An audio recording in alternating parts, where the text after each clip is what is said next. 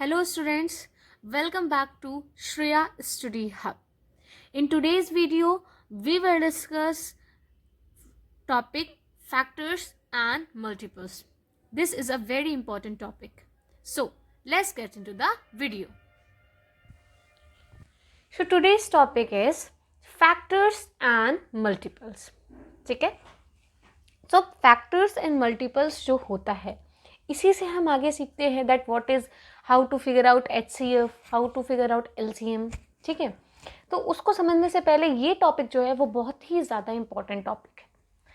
जानने से पहले, वीडियो में आगे बढ़ने से पहले हम ये समझते हैं कि फैक्टर्स क्या होते हैं. ठीक है, फैक्टर्स होते हैं the exact divisor of any number is called factor. ठीक है, एग्जैक्ट डिवीजर. एग्जैक्ट डिवीजर का मतलब होता है कि अगर आप किसी भी नंबर को, ठीक है, पर्टिकुलर नंबर से डिवाइड करते हैं तो जिस नंबर से आप डिवाइड करते हैं उसे आप डिवीजर कहते हैं. ठीक है, और जब आप उसे डिवाइड करते हैं तो आपका रिमाइंडर क्या आता है? ज़ीरो आता है. क्लियर हो गया? सो अगर आपका रिमाइंडर ज़ीरो आ रहा है तब हम उस डिवीजर को कहते हैं एग्जैक्ट डिवीजर. ठीक है, और इसे उसी एग्जैक्ट डिवीजर को हम क्या कहते हैं? फैक्टर कहते हैं. ठीक है, ये तो हो गई डेफिनेशन. अब इसको समझने के लिए हम एग्जाम्पल का यूज करते हैं. देखिए, मैंने आपको यहाँ पे एक इक्वेशन राइट करके दी है. 5 मल्टीप्लाई 3 इज इक्वल्स टू 15. आप 5 का मल्टीप्लीकेशन 3 से करते हैं तो आपका आंसर क्या आता है? 15. ठीक है, मैंने यहाँ पे डायरेक्टली राइट किया हुआ है 5 and 3 are the exact divisor of 15. Clear हो गया? अब ये मैंने क्यों राइट किया है ये मैं आपको अभी शो करती हूँ. ये देखिए, मैंने यहाँ पे इसको इस तरीके से आपको राइट करके दिया हुआ है. ठीक है, 5 का मल्टीप्लीकेशन आपने 3 से किया था. ठीक है, तो आपका आंसर आ रहा था 15. उसी को देखो डिवीजर के फॉर्मेट में कैसे राइट कर सकते हैं. अगर इसी 15 को आप 5 से डिवाइड करते हैं तो इस टाइम पे डिवीजर का वर्क कौन कर रहा है? 5 कर रहा है. ठीक है, तो आप 15 को जब आप 5 से डिवाइड करते हो तो आपका रिमाइंडर क्या आता है? 0. कैसे? 5 3 जा 15. ठीक है, उसी फॉर्मेट में यहाँ देखिए 15 का डिवीजर जब आप 15 का डिवाइड जब आप 3 से करते हैं तो यहाँ पे डिवीजर क्या बन गया? 3 बन गया. और सेम फॉर्मेट में 5 जा 15 0 आ गया. इसीलिए you can say that 5 and 3 both are the exact divisor of 15. I hope आपको ये समझ में आया होगा. अपनी पुरानी स्लाइड पे वापस आ गए हम लोग, इसीलिए मैंने यहाँ राइट किया था 5 and 3 are exact divisor of 15. अब अकॉर्डिंग टू द डेफिनेशन, क्योंकि ये एग्जैक्ट डिवीजर है इसीलिए हम इन्हें क्या कह सकते हैं? फैक्टर्स. क्या कह सकते हैं? Factors. 5 and 3 are also called the factors of 15. I hope ये आपको मैं क्लियर करने के लिए हेल्प कर चुकी हूँ.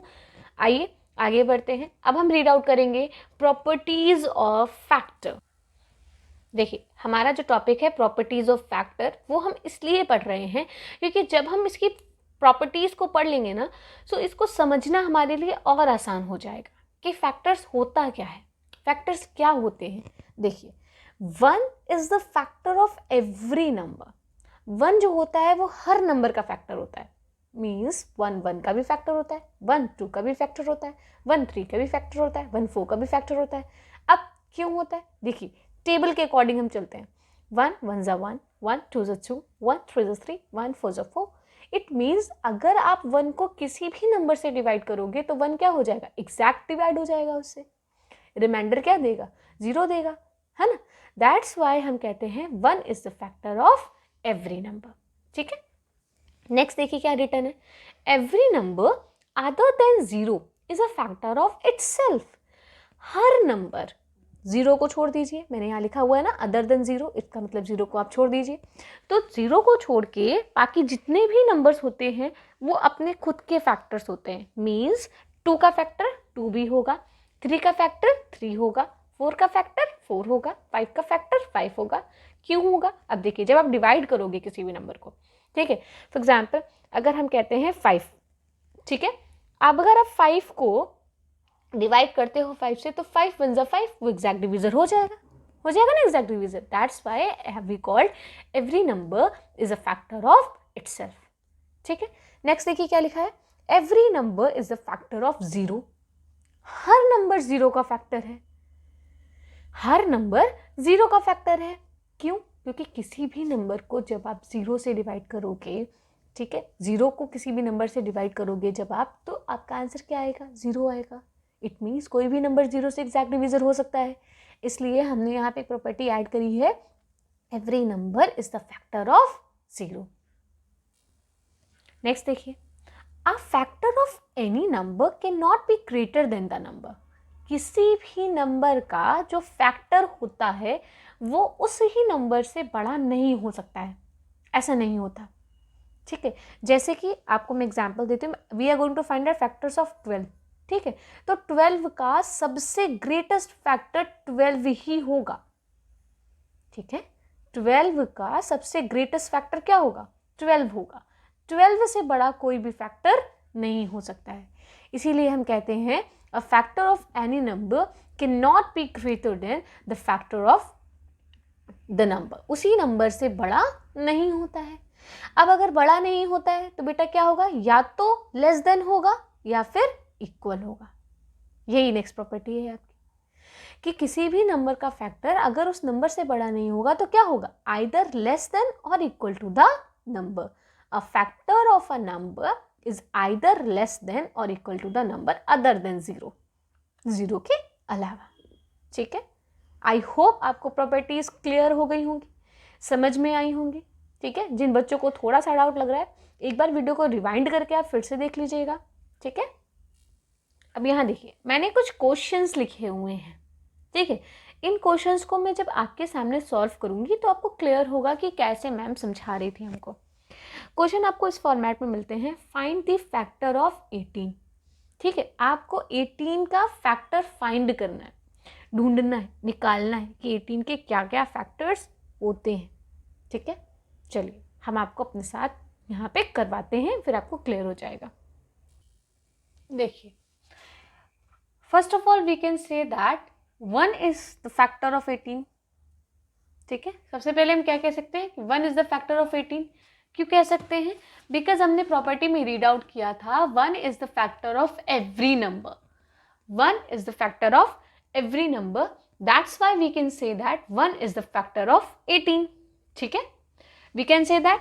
चलिए, अब इसके बाद आप, अगर आपको टेबल बहुत अच्छे से याद है तो बहुत अच्छी बात है. अगर नहीं याद है तो कोई बात नहीं, आप डिवीज़न फॉर्मेट से भी कर सकते हैं. डिवीज़न फॉर्मेट से भी का मतलब होता है आप चेक करके भी कर सकते हैं. ठीक है. आप काउंटिंग के साथ रीड आउट कर लीजिए. आप कैसे राइट कर सकते हैं? देखिए, पहले तो आप ऐसे राइट कर लीजिए. 1 को अगर आप 18 से मल्टीप्लाई करोगे तो आपको आंसर क्या मिलेगा? 18 मिलेगा. मिलेगा ना. ठीक है. ऐसे ही आप कह सकते हैं, अगर आप 2 को 9 से मल्टीप्लाई करते हैं फिर भी आपको 18 मिलता है. मिलता है ना बेटा. ठीक है. ऐसे ही अगर आप 3 को 6 से मल्टीप्लाई करते हैं फिर भी आपको क्या मिलता है? 18 मिलता है. अब आपके माइंड में कोई ऐसा नंबर आ रहा है जिसको मल्टीप्लिकेशन करके हमें 18 आंसर प्रोवाइड हो सके? आ रहा है स्टूडेंट्स? नहीं आ रहा ना, क्योंकि ऐसा आप कोई कॉम्बिनेशन नहीं है. ठीक है. आप कह सकते हैं 1 18 ज़ा 18, 2 9 ज़ा 18, 3 6 ज़ा 18, 18 1 ज़ा 18, 9 2 ज़ा 18, 3 6 ज़ा 18. ये क्लियर हुआ आपको? ठीक है. सो इसमें यहाँ पे जो ये नंबर आपको दिख रहे हैं 1 18 2 9 3 6, इन्हें आप क्या बोलेंगे? Factors of 18. अभी मैंने आपको प्रीवियस में सिखाया है ना कि कैसे ये इनको बोलते हैं एग्जैक्ट डिवीज़र. और अगर ये एग्जैक्ट डिवीज़र हैं तो हम इनको क्या कह सकते हैं? फैक्टर्स. है ना. अगर ये एग्जैक्ट डिवीज़र्स हैं तो इन्हें हम क्या कह सकते हैं? फैक्टर्स कह सकते हैं. So we can write now that 1 2 3 6 9 and 18. Clear? Clear? 18 are the factors of 18. How we can say that? We can say that 1, 2, 3, 6, 9 and 18 are the factors of 18. I hope आपको ये समझ में आ गया होगा कि कैसे क्वेश्चन से फैक्टर्स फिगर आउट करने हैं. ठीक है, इसी सेम फॉर्मेट में मैंने आपको और क्वेश्चन दिया है. मैं चाहती हूँ कि सारे बच्चे ये क्वेश्चंस अपने आप सॉल्व करें. ये क्वेश्चन अपने आप को सॉल्व करके एक बार ट्राई करें कि क्या उनको ये फैक्टर समझ में आ रहे हैं. ठीक है, सो आपका क्वेश्चन है factors of 15.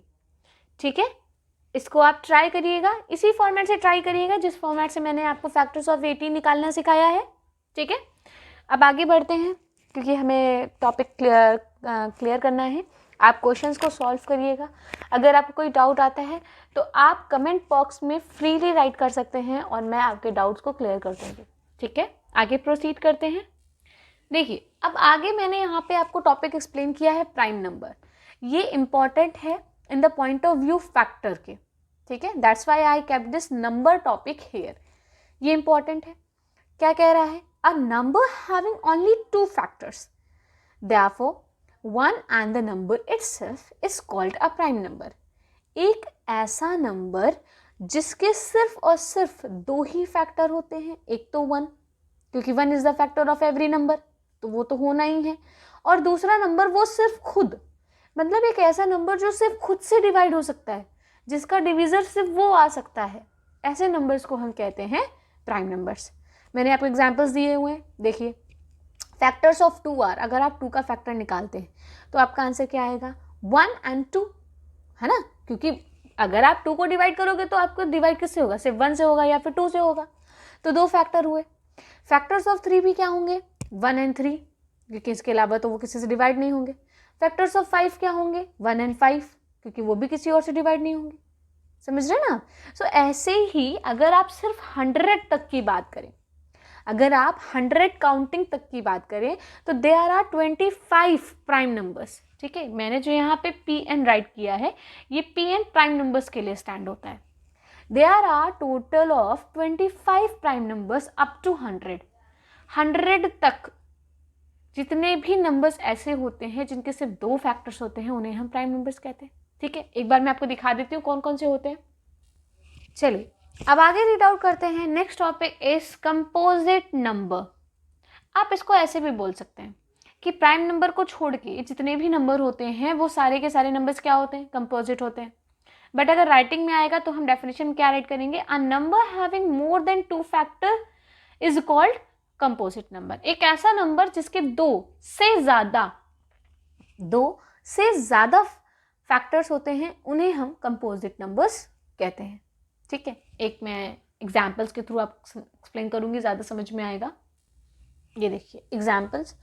Factors of 4 are 1, 2 and 4. 4 के फैक्टर क्या क्या हैं?